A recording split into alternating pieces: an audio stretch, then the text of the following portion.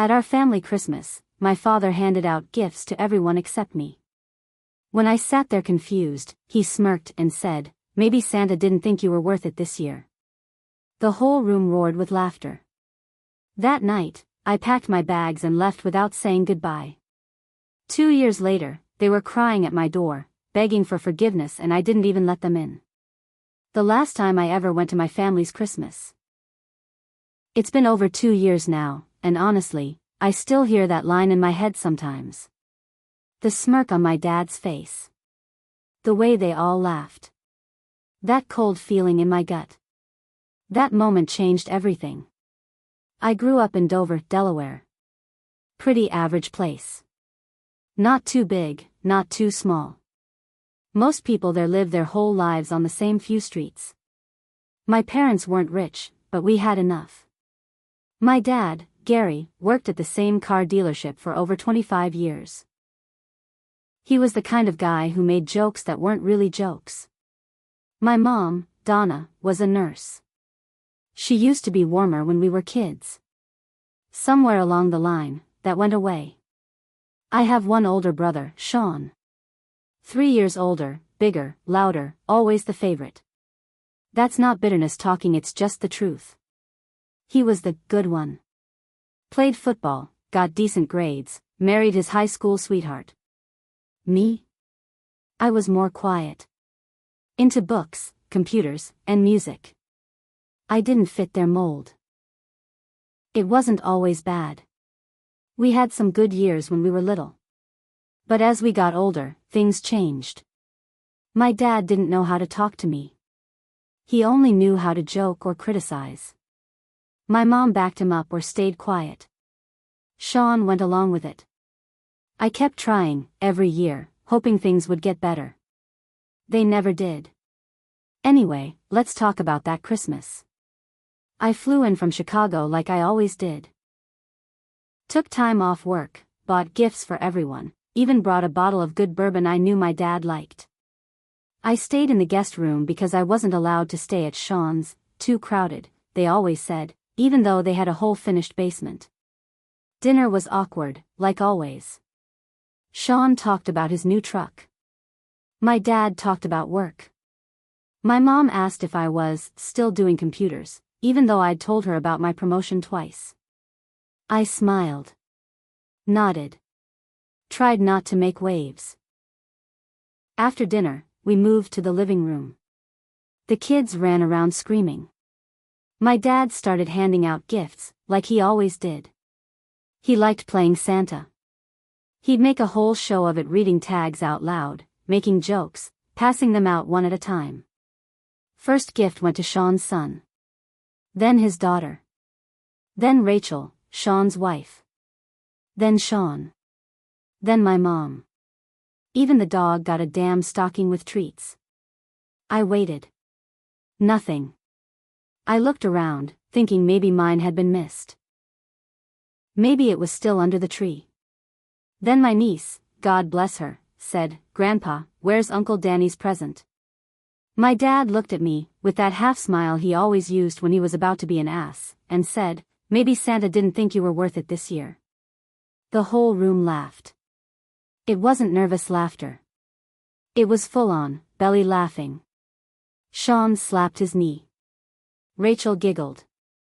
My mom chuckled behind her hand. I just sat there. Frozen. Trying not to let it show. I smiled. I forced a little laugh. "Good one," I said. But inside, something broke. Years of being ignored, mocked, treated like an afterthought. It all hit me at once. That night, I packed my bag. Quietly. I left the bourbon on the counter. I didn't say goodbye. Just walked out. I took a cab to the airport. Changed my flight. Flew back to Chicago on a red-eye, alone on Christmas morning. No one called. No one texted. I guess they figured I'd get over it. I didn't. I blocked their numbers. Changed mine. I didn't want an apology. I didn't want anything. For 2 years, I disappeared. And in those 2 years, my life got better. I got promoted again. Bought a condo. Started dating someone real. Made real friends. Ones who didn't laugh at me just for showing up. Then, last Christmas, they came to my door. It was 4 days before Christmas, cold as hell in Chicago. I was home, wrapping a few gifts for my girlfriend's family. We were heading to Michigan to spend the holidays with them. Her folks actually liked me. Her dad called me son sometimes. Weird at first, but it felt good. Safe. Then I heard the knock. Not just one knock. A loud, steady knock like someone meant business. I looked through the peephole and felt my stomach drop. My dad was standing there, in a heavy coat I recognized from back home. Behind him was my mom. Sean. Even Rachel. All bundled up, holding each other like they were freezing and lost. They looked older. Tired. Not the smug group from 2 years ago. I didn't open the door right away. I just stood there. Watching them. They knocked again. Finally, I opened the door a crack. Just enough to see their faces. My dad was the first to speak. "Danny, son, we need to talk." I stared at him. He looked smaller somehow. Weaker. His voice cracked a little. "What are you doing here?" I said. Calm. Cold. My mom stepped forward. "We've been trying to reach you." "We didn't know how else to. I blocked you for a reason," I said. Sean looked like he was going to speak, but he hesitated. Rachel was crying quietly. "We're sorry," my dad said. "We were wrong. That Christmas. I was out of line." "You all laughed," I said. "You didn't just sit quietly. You laughed." My mom started crying too. "I know, baby. I know. I should have stopped it. I should have stood up for you." "Why now?" I asked. "Why this year?" Then Sean finally spoke. "Dad's sick," he said. "Pancreatic cancer.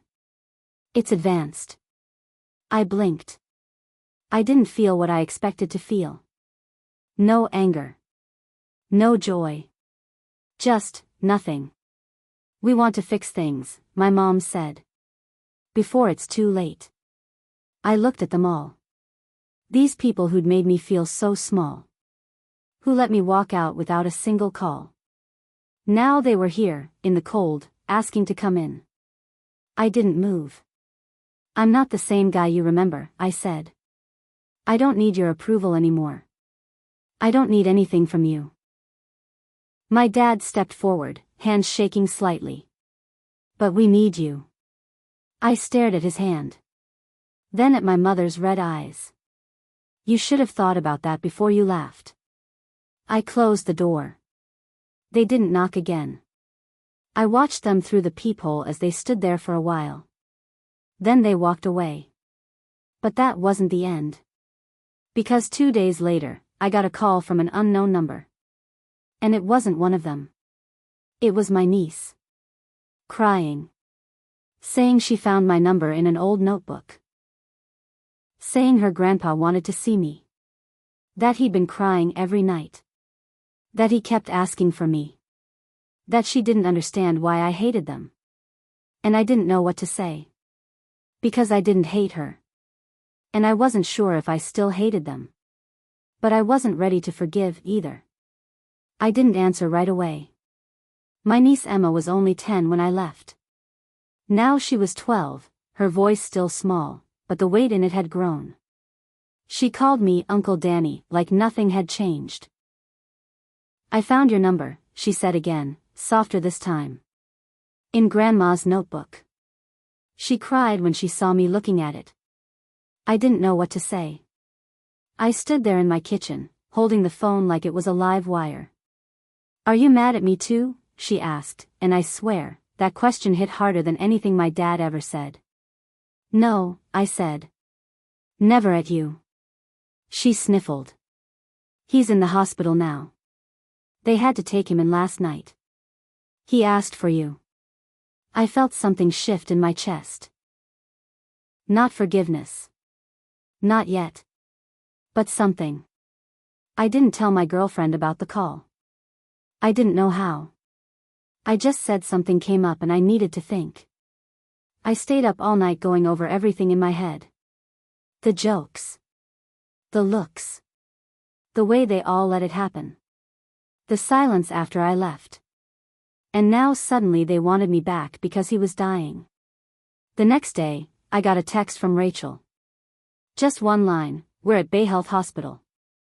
He doesn't have long." I didn't respond. But that night, I drove 7 hours from Chicago to Dover. I didn't tell anyone. I just went. My body moved faster than my thoughts could keep up. I parked outside the hospital around 3 a.m. Sat in my car for 20 minutes. I didn't go in. I just stared at the building. Then I saw Sean come out. He didn't see me, but I watched him from the shadows. He looked broken. Hands shoved in his pockets. Pale. He stood under a streetlight and wiped his eyes. Then he looked up straight at me. I froze. He started walking over. I rolled down my window as he got close. "You came," he said, voice cracked from either the cold or crying. Probably both. "Didn't say I'd go in," I said. "I don't blame you." I waited. Let him keep talking. "He's not the same. He cries now. Tells stories. Regrets. I think he really regrets it, man." "Regret doesn't erase what happened," I said. "I know. But maybe it's something." I thought about that. Then I thought about Emma. And how she was too young to understand why I'd vanished. Why I didn't come to birthdays or send cards. She didn't deserve to be caught in the middle. I sighed. What does he want from me? To say sorry. To say goodbye. I don't know. Closure. Closure. That damn word people love throwing around like it solves things. I didn't respond. Sean stepped back. "If you change your mind. Room 413. Then he walked away. I didn't move. Didn't sleep. But I watched that hospital all night. As the sun came up, I started the car again.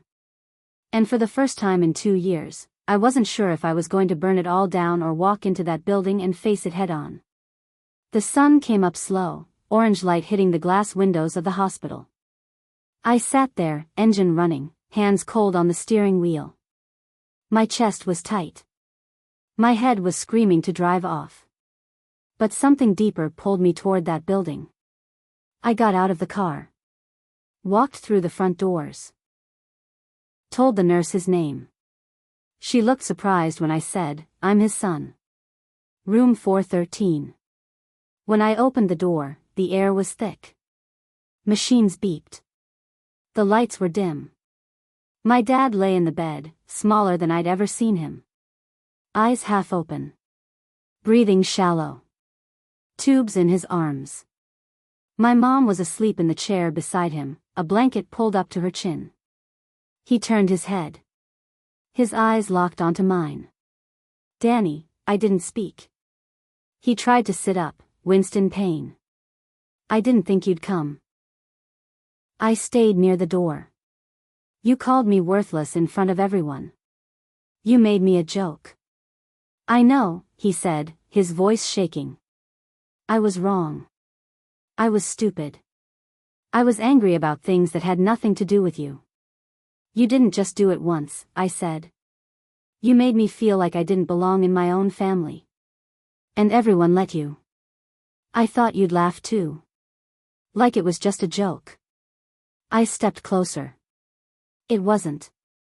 And you knew that. You just didn't care." He looked down.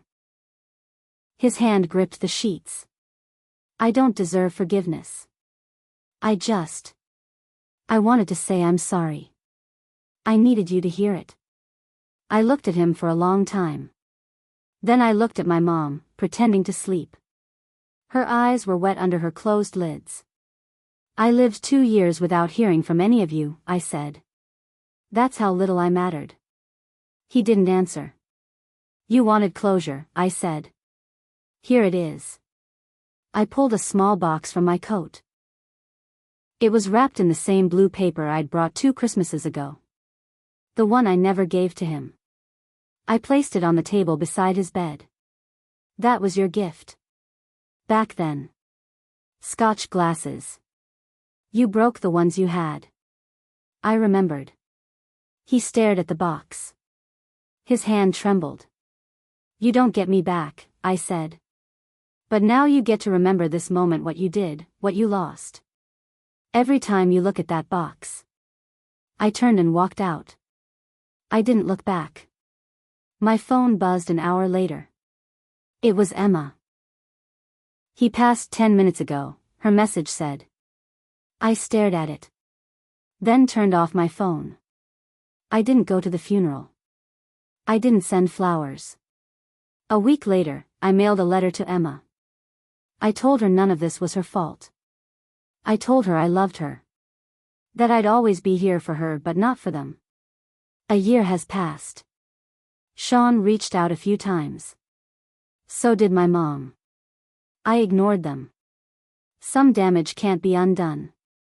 Some people only change when it's too late. Now, every Christmas, I buy myself a gift. Something nice. I wrap it. I sit down. I open it. And I say out loud, you were worth it. Because I am. And they don't get to decide that anymore.